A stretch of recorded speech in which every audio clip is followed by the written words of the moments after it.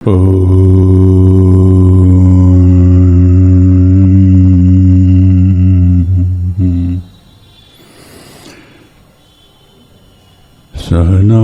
भवतु सहनो भुनक्तु सह वीर्यं करवावहै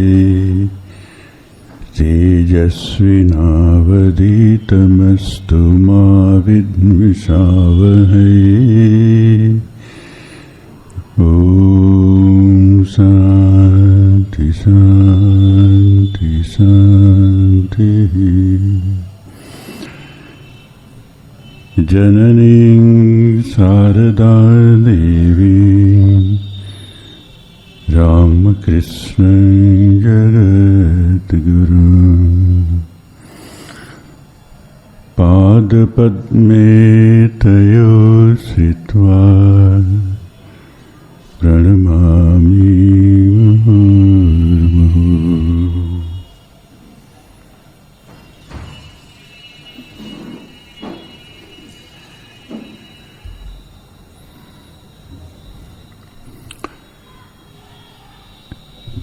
सदानंद योगींद्र कृत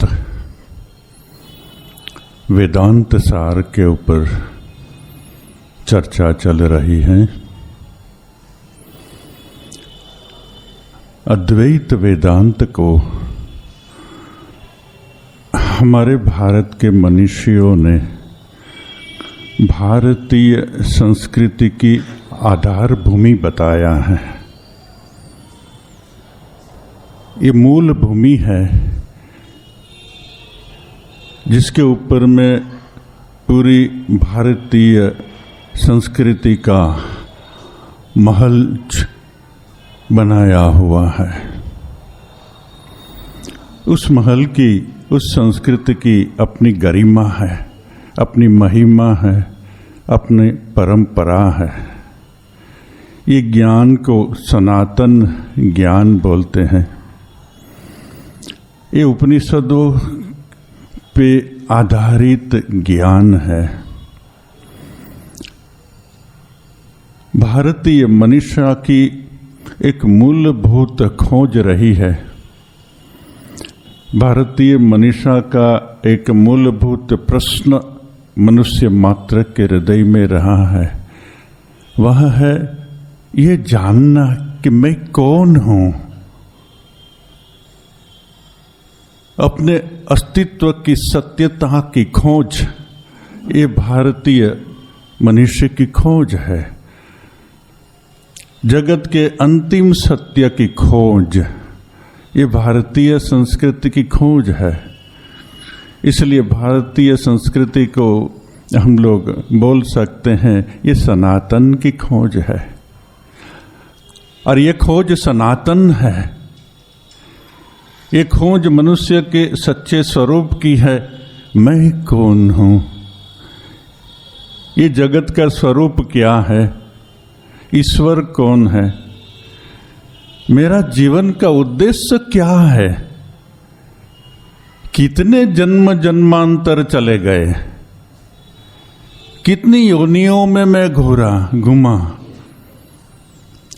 और ये चक्र तो अनंत है, अंतहीन है। तो क्या मुझे ऐसे ही सुख दुख जन्म मरण के एक कारागृह में, एक चक्र में घूमता रहना पड़ेगा कि मेरा जीवन में और भी कुछ उद्देश्य है? ये मानव शरीर मुझे किसके लिए मिला है? ये सब प्रश्नों का उत्तर हमको वेदांत में मिलता है। मनुष्य ये 84 लाख योनि में एक यूनिक अवसर है।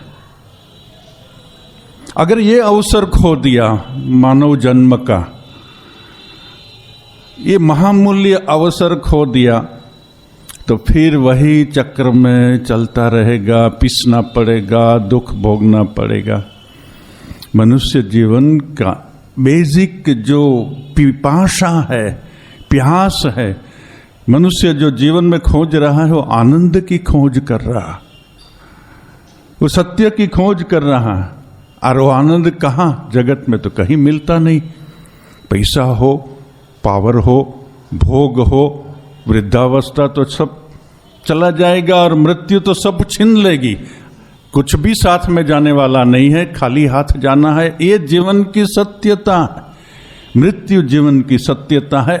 ये जिसने जान लिया, इसके जीवन में ये क्वेश्चन, ये प्रश्न उठता है, तो मेरा जीवन का उद्देश्य क्या है, मैं कौन हूं? ये कौन हूं की खोज हमारे भारत में जो हुई और उसका जो जवाब पाया, जो सत्य मिला, ये अद्भुत सत्य है, वह है अद्वैत। जहां ये पूरे विश्व की एक एकता है और विविधता है, ईश्वर एक है और सर्वव्यापी है, और हम इसमें विविध यूनिट रूप से हो उनसे मिले हुए हैं।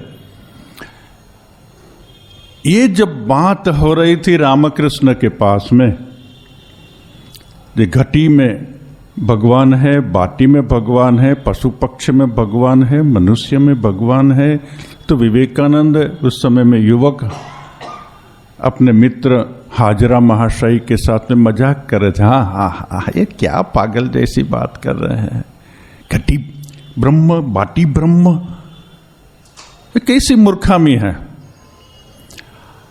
और जो रामकृष्ण की कैटेगरी के लोग होते हैं वो आर्ग्यूमेंट में नहीं जाते हैं, वो तो दिखा देते हैं, अनुभव करा देते हैं। और वे रामकृष्ण विवेकानंद के पास आए, रामकृष्ण की बोल छो तुमरा, और उनकी विवेकानंद के छाती में स्पर्श कर दिया, पूरा सीन चेंज हो गया। जगत की सत्यता का प्रकटीकरण विवेकानंद की अनुभूति में आ गया, आंखों से देखने में आया। और देखते हैं कि एक ही परम चैतन्य अनंत रूप में मेरे सामने विलसित है, दिखाई दे रहा है। ये घटी, ये बाटी, ये बाड़ी, ये घर, ये मैं, ये पशु, ये पक्षी, ये बर्तन, वस्तुएं, सब एक ही तत्व की बनी है, दिखाई देती है अनेक व्यष्टि रूप में। ये टर्म हम लोग यहाँ अद्वैत वेदांत में पढ़ते हैं। व्यष्टि रूप में प्रत्येक का अपना अज्ञान उपहित अस्तित्व है जीव का। समष्टि रूप में विवेकानंद देख रहे हैं, यही चेतना सबके पीछे है। समुद्र में जैसे तरंग होता है तो तरंग नाम रूप से अलग अलग दिखाई देता है, मगर तरंग तो एक है। 3 दिन तक विवेकानंद की ये व्यष्टि और समष्टि की एकता क्या है, क्या व्यष्टि है और क्या समष्टि है, अपने अनुभव से विवेकानंद को रामकृष्ण ने सिखा दिया। जो हम लोगों को यहाँ सीखने में बुद्धि का पानी हो जाता है, क्या समष्टि है, क्या व्यष्टि है, माथा ते डूब ही ना।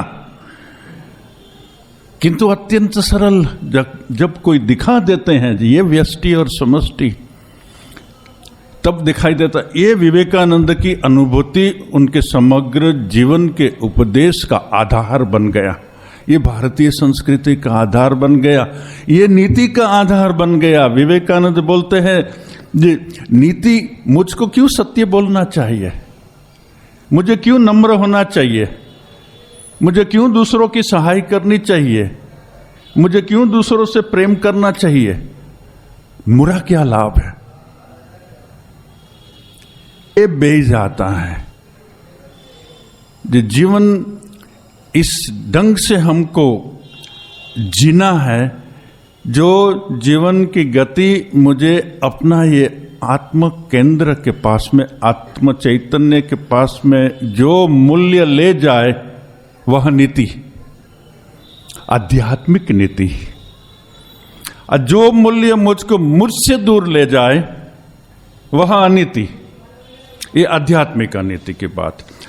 अनीति एक तो नीति अनीति, एक सामाजिक नीति अनीति होती है, एक राष्ट्रीय नीति अनीति होती है, और एक सनातन नीति अनीति होती है, आध्यात्मिक नीति अनीति। जिस सामाजिक और राष्ट्रीय नीति अनीति होती है, वो अल्टीमेट नहीं होती, जगह जगह में वह अलग अलग होती। आज जो हम हिंदू समाज में भारत में जिस मूल्य को जीवन व्यवस्था को नीति मानते हैं, कोई जगह में वह अनीति हो सकती है। और आज जिसको हम नीति मानते हैं अनीति मानते हैं, कोई जगह में अनीति। विवेकानंद ने उदाहरण दिया, वे जब वंडरिंग मंक थे और पूरे भारत में घूम रहे थे, हिमालयी प्रदेश में गए कोई एक जगह में, बुद्धिस्ट एरिया था, और वहां उन्होंने जाना जे एक फैमिली में एक ही पुरुष शादी करता है और फिर उस औरत के साथ में सब भाइयों का पत्नी का व्यवहार रहता है।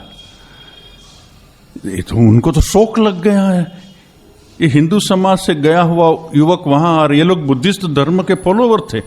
विवेकानंद ने पूछा उसको, ये क्या है? बोले हम लोग इतने स्वार्थी बनेंगे, ये एक ही वस्तु को हम लोग उपभोग करेंगे। ये उनका जीवन मूल्य था।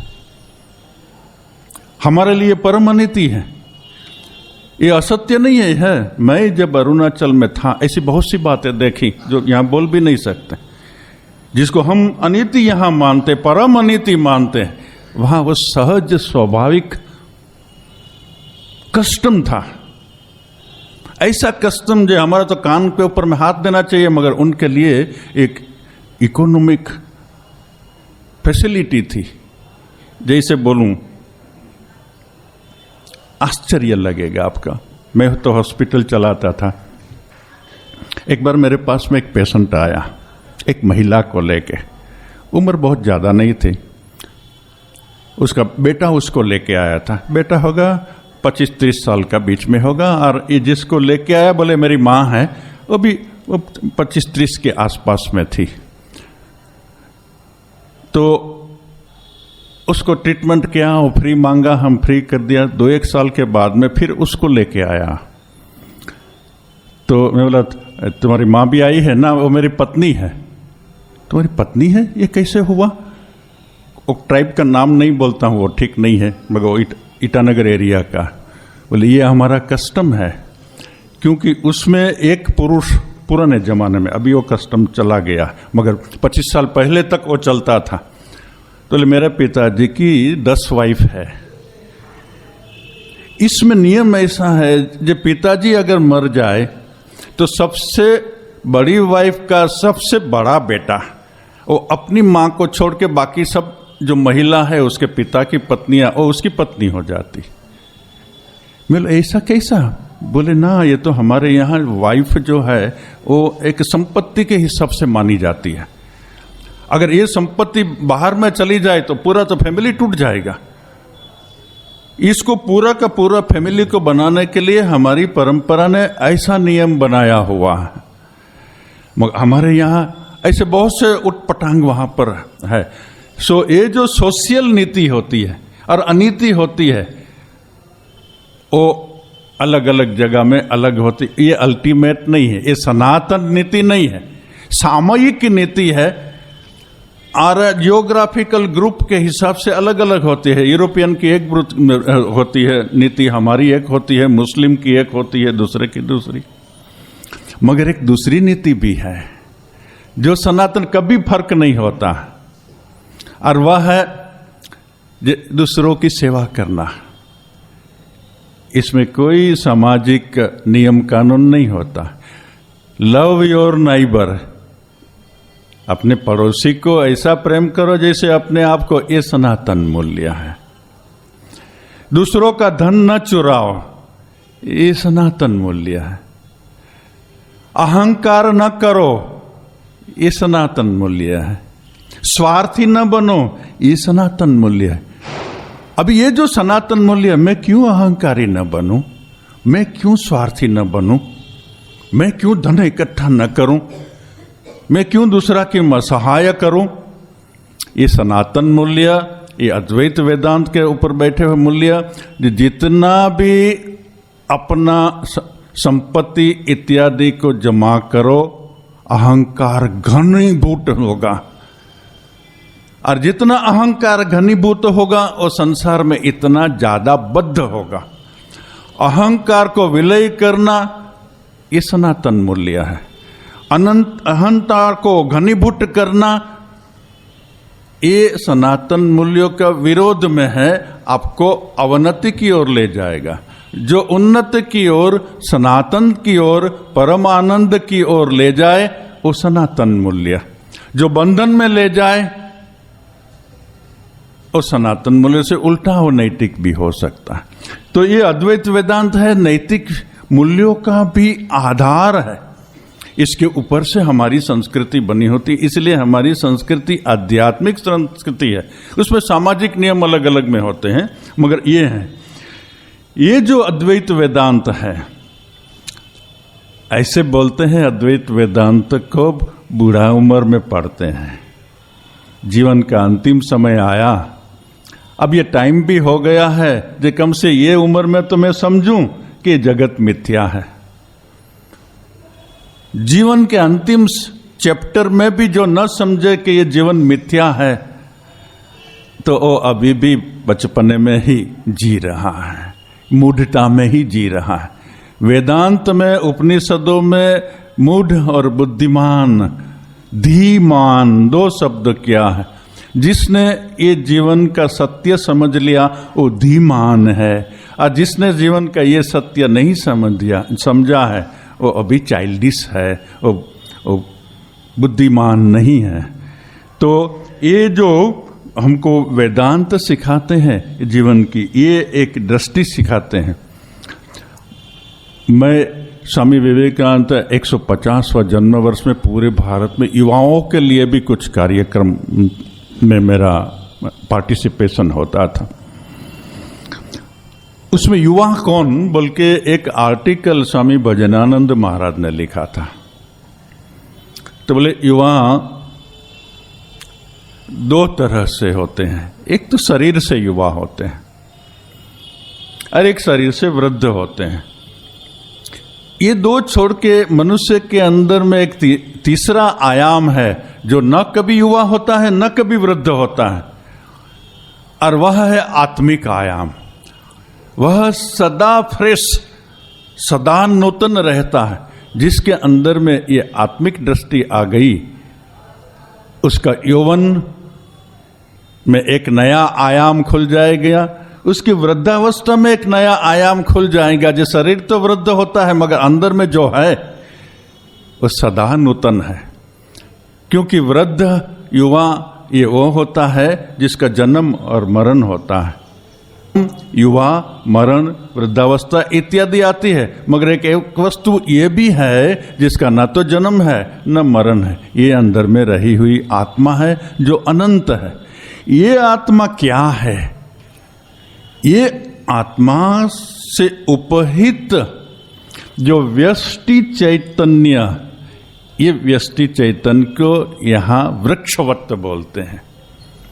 वनवृत वत वृक्षवत समग्र समस्त वेदांत क्या है, ये जो यहाँ आरंभ हुआ तब शिष्य गुरु के पास में जाके पूछते हैं जीवन में परम को पाने का उपाय। तब गुरु उनको बताते हैं अध्यारोप और अपवाद थियरी से कैसे जाना जाता है। ये अध्यारोप है, इस समस्त सृष्टि जो है वो माया, उसको अज्ञान नाम दिया है, और उस अज्ञान की हम लोग काफी यहाँ चर्चा कर चुके हैं। ये अज्ञान का स्वरूप क्या है? इसके अज्ञान में व्यष्टि अज्ञान माने व्यक्तिगत अज्ञान और समष्टि अज्ञान, सामूहिक अज्ञान, ये दो शब्द का व्यवहार हमारे वेदांत ने किया है और उदाहरण दिया है। जैसे एक वृक्ष होता है तो वो एक इंडिविजुअल वृक्ष होता है और उसका आसपास में एक आकाश होता है, और एक वन होता है जिसमें एग्रीगेट ऑफ ट्रीज, वृक्षों का समूह होता है। इस समूह जो वृक्ष है उसको वन बोलते हैं, और पूरा वन के ऊपर में भी एक आकाश होता है। बिना आकाश तो वृक्ष नहीं हो सकते। और ये समग्र वन को जब हम आकाश से देखें, ये यहाँ उदाहरण में नहीं दिया, तब आकाश से देखने का कोई उपाय नहीं था, अब तो हम आकाश से देख सकते हैं। बहुत फोटो भी आप लोगों ने देखा होगा आकाश से लिया हुआ। एक जगह बहुत से पेड़ों का एग्रीगेट है और जैसे एक ही है ऐसा दिखाई देता है, वो समष्टि है। ये समष्टि से पूरे ब्रह्मांड में जितने जीवों का समूह है, ये सूक्ष्म बात है। ये तेज बुद्धि लगती है इसको समझने के अंदर में। विवेकानंद का अनुभव बोला, बहुत सरल समझ में आ गया, मगर उसको सिस्टम के हिसाब से जब समझना है तब उसमें तेज बुद्धि लगती है। और ये तेज बुद्धि है शार्प इंटेलेक्ट। शार्प इंटेलेक्ट ये जो उदाहरण दे के समझा रहे हैं, इसमें व्यष्टि और समष्टि की, जीव और ईश्वर की एकता बता रहे हैं। ये हम लोग पढ़ेंगे यहां।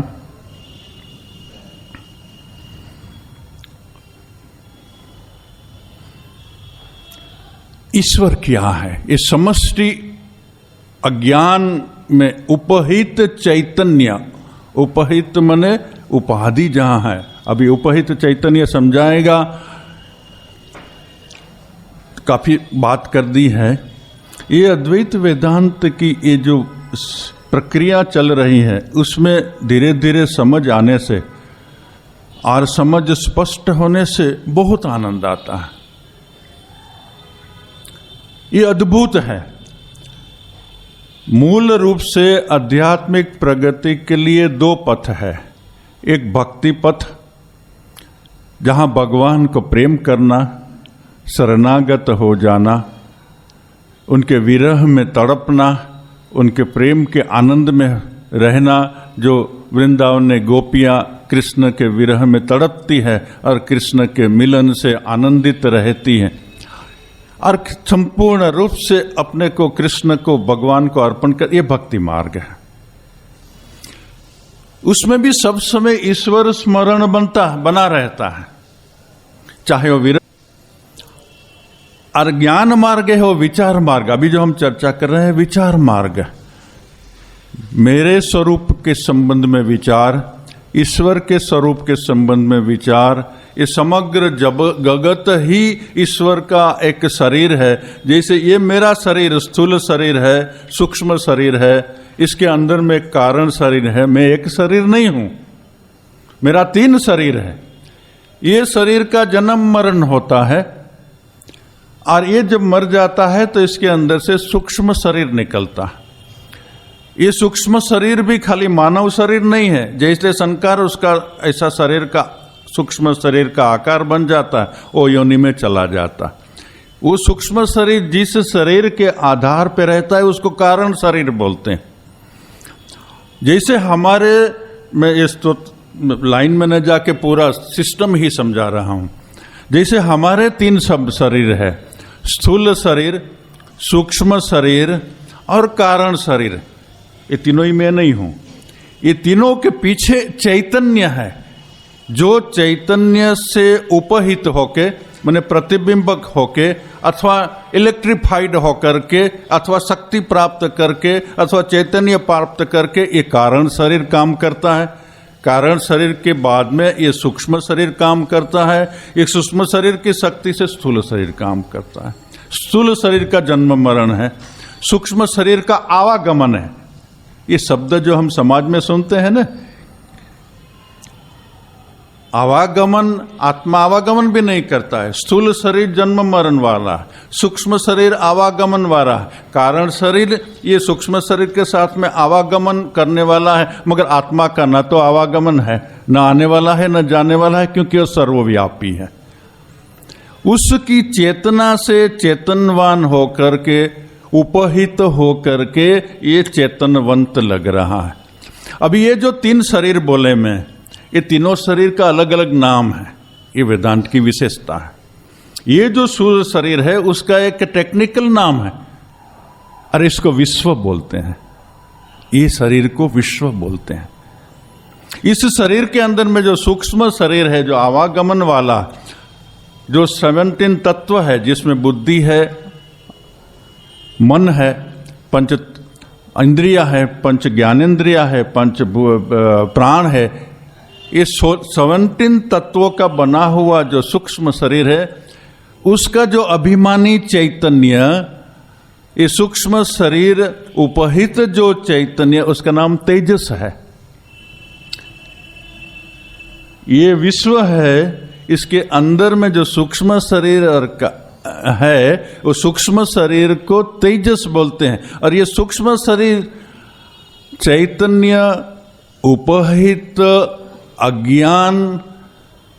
अज्ञान में जो चैतन्य का प्रतिबिंब पड़ा, उसको प्राज्ञ बोलते हैं, कारण शरीर को प्राज्ञ बोलते हैं। तो हमारे जो मनुष्य जिसको हम बोलते हैं, जिसको हम जीव बोलते हैं, वो जीव के 3 अवस्था के जागृत, स्वप्न, सुषुप्ति, 3 अवस्था में उसका प्राज्ञ, तेजस और विश्व, ये 3 नाम है। अब ये जो व्यष्टि में है, ये एक जो यूनिट के अंदर में है, वेदांत का नियम है और विज्ञान भी आज यही बोलता है, जो एक छोटे से अणु में जो है वह समस्त ब्रह्मांड में है। एक छोटा सा अणु अगर समझ में आ जाए तो समस्त ब्रह्मांड की प्रक्रिया और मैकेनिज्म समझ में आ जाएगा।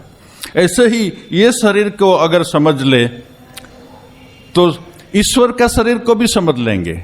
अब ईश्वर वेदांत की दृष्टि से, अद्वैत वेदांत की दृष्टि से, ये समग्र ब्रह्मांड 14 लोक को लिए जो है, स्थूल जो आंखों से दिखाई देता है, इंद्रियों से दिखाई देता है, उसका नाम विराट है।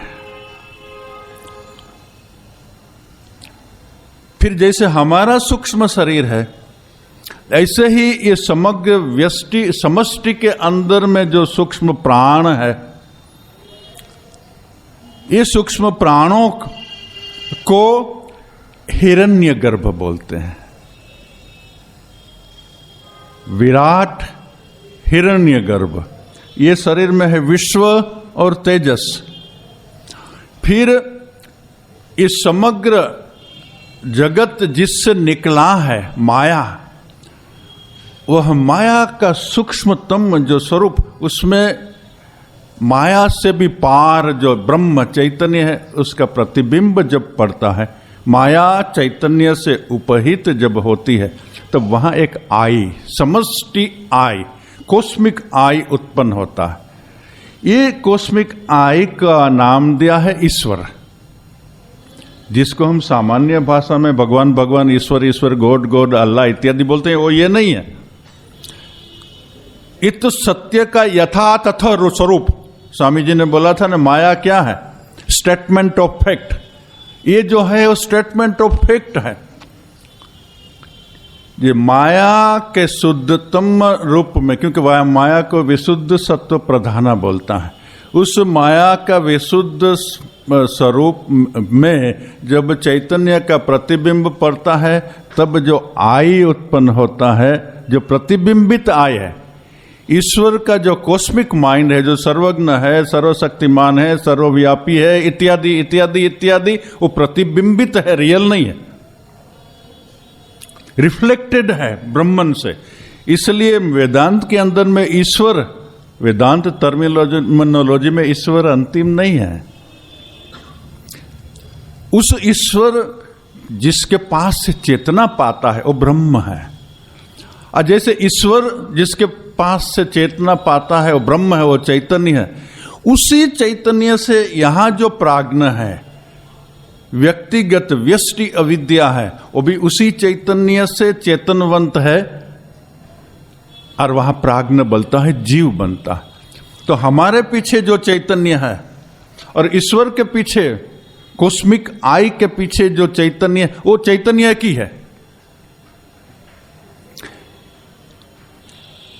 तो इस दृष्टि से जब मैं अपने लिमिटेड आई, लिमिटेड माइंड में मन, अहंकार, और ये जो बाहर जाता हुआ मेरा मन और मेरा अहंकार का प्रवाह, ये बाहर जाना जब बंद हो जाता है और ये अंदर आना और अंदर को देखना चालू करता है, तो जैसे ही अंदर को अपने अहं को ये वेदांत की प्रक्रिया का या के द्वारा समझने का प्रयत्न करता है। इसको विलोम प्रक्रिया बोलते हैं। सृष्टि होना वो अनुलोम प्रक्रिया बोलते हैं। और विचारों की, क्योंकि ये ज्ञान मार्ग है, वो विचार मार्ग है। और मनुष्य जैसा विचार करता है ऐसा मनुष्य बन जाता है, क्योंकि ये समग्र सृष्टि ईश्वर के संकल्प से बनी है। तो समग्र सृष्टि ये मनोमय है। मन एव मनुष्याणा कारण बंध उच्यते। शंकराचार्य बोलते हैं मन ही है जो ये संसार में मनुष्य के कारण बंध और मोक्ष का कारण बनता है। मन से ही, ईश्वर के संकल्प से ही, जैसे ईश्वर ने समग्र सृष्टि बनाई है और ईश्वर की वह ही समग्र सृष्टि के अंदर में ये जो व्यष्टि है, मैं प्राज्ञ जीव, उसने अपने विचारों से, अपने कर्मों से, उसके कर्मों के जो संस्कार पड़े थे, संस्कार तो मानसिक होते, मन के होते, मानसिक संसार के कारण से उसका ये शरीर, और ये शरीर के साथ में प्रारब्ध से मिला हुआ उसका जो संसार का विस्तार, पति पत्नी संतान धन संपत्ति मान यश पावर इत्यादि इत्यादि जो है वो उसका विस्तार, वो सब मिथ्या। जब आदमी जानता है, स्वप्न में एक आदमी स्वप्न देख रहा था और बड़ा राजा हो गया, और जब स्वप्न टूट जाता है तो वह न राजा है, न राज्य है, न सुख है, न दुख है, और न तो जागने के बाद में उसका हर्ष है, न शोक है। हाँ, हंस सकता है जो कैसा मैं मूर्ख था, ये सबको मैं अब अपना समझ लिया। ऐसे ही आत्मज्ञान में जब व्यक्ति जागता है, तो आत्मज्ञान में जागा हुआ व्यक्ति के लिए अभी जो मेरा पूरा संसार का विस्तार है, मैं, मेरा और मेरा से जुड़ा हुआ सारा संसार, मैं और मेरा का ही विस्तार ये संसार है। न तो मैं सत्य हूं जब विचार करते हैं, न तो मेरा सत्य है। मेरा तो सत्य असत्य है तो बहुत सरल में समझ में आ जाता है, क्योंकि जन्म के पहले ये कुछ मेरा नहीं था और मरने के बाद में मेरा कुछ नहीं रहेगा, इसलिए ये मेरा नहीं है। ये तो बहुत सरल, थोड़ी सी बुद्धि होने से भी हम लोग समझ सकते हैं। मगर मेरा मैं जिसको मैं समझ रहा हूं वो मैं भी मैं नहीं हूं, ये समझना बहुत डिफिकल्ट बात है। इसके लिए विचार प्रक्रिया है। जानो ये अहंकार क्या है, मन क्या है, अविद्या क्या है, वासना क्या है और तुम्हारा असली स्वरूप क्या है, वो जब जानेंगे तो जानते जानते जानते जानते विचार करते करते कन्विक्शन बनने लगेगा। वेदांत की प्रक्रिया में 3 बातों की आवश्यकता रहती है। श्रवण, सुनना, मनन, जो सुना है उसको बार बार मन के अंदर में रिपीट करके बैठाना। जैसे यहाँ जो मैं पढ़ रहा हूँ, मैं ब्रह्मचारी था और पढ़ा था, तब से अभी तक पढ़ता रहता हूँ। आज जब भी पढ़ता हूँ और उसके ऊपर ध्यान करता हूँ, अंदर से नया नया लाइट निकलता है, नया नया अर्थ निकलने लगता। पहले शब्द का अर्थ समझता था, फिर उसका गर्भित अर्थ समझने लगा, फिर उसका व्यापक अर्थ में समझने लगा और फिर उसका अस्तित्वगत अर्थ समझने में आने लगा। समझ की कैसी भूमिकाएं हैं। इसलिए ये पढ़ते पढ़ते जैसे जैसे विचार करते हैं, ऐसे ऐसे आयाम खुलते जाते हैं, और जैसे जैसे आयाम खुलते जाता है उसके ऊपर में ध्यान करना। दिन रात चलते फिरते ये सब जागृति बनी रहे कि मैं ये शरीर नहीं हूं।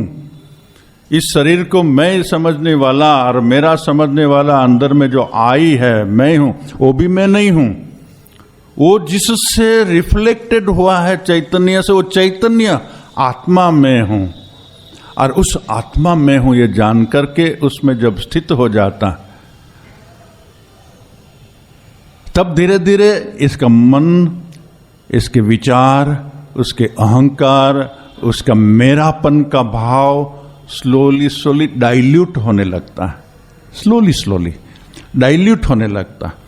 और जैसे जैसे डाइल्यूट होने लगता है, पतन होने लगता है, ऐसे ऐसे उसको अंदर में एक आनंद की अनुभूति होने लगती है।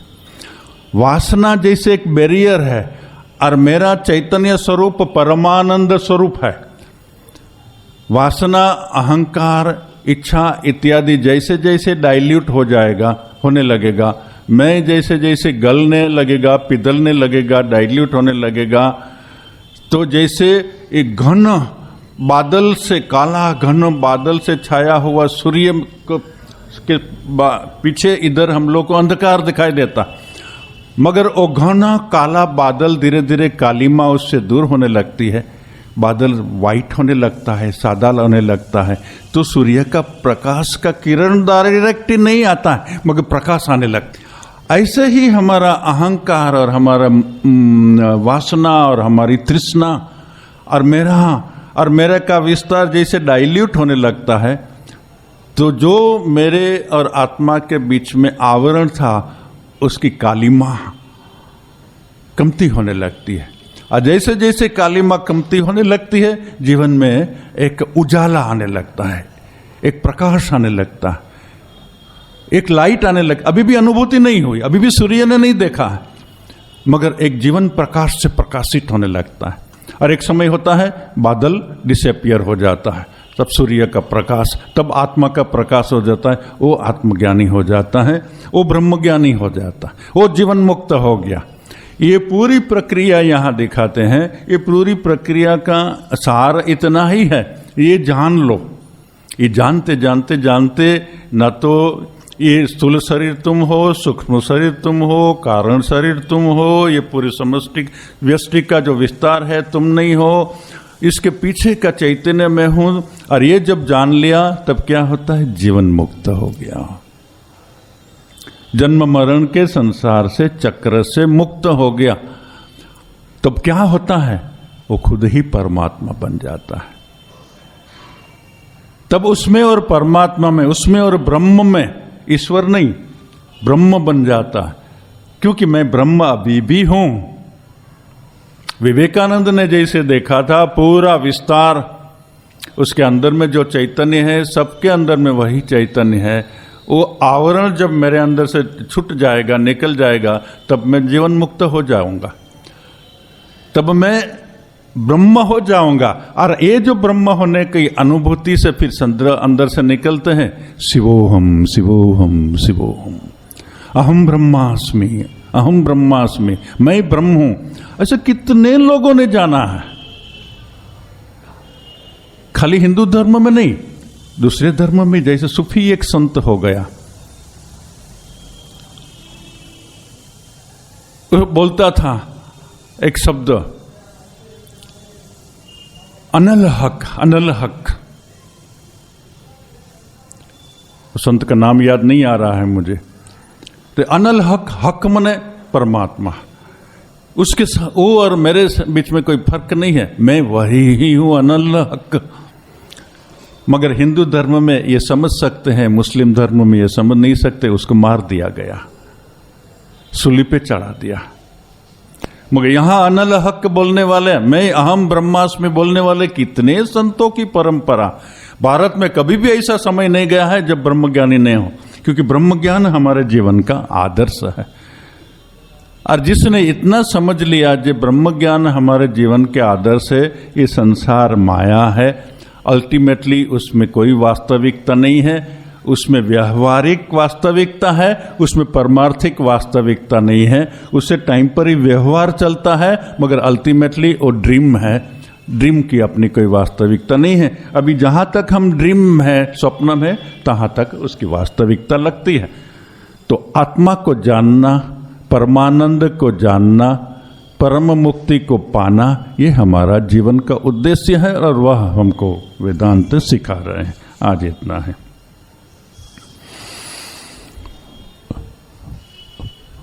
ओम पूर्णमदः पूर्णमिदं पूर्णात् पूर्णमुदच्यते पूर्णस्य पूर्णमादाय पूर्णमेवावशिष्यते। ओम शांति शांति शांति। हरि ओम तत्सत्। श्री राम कृष्णार्पणमस्तु।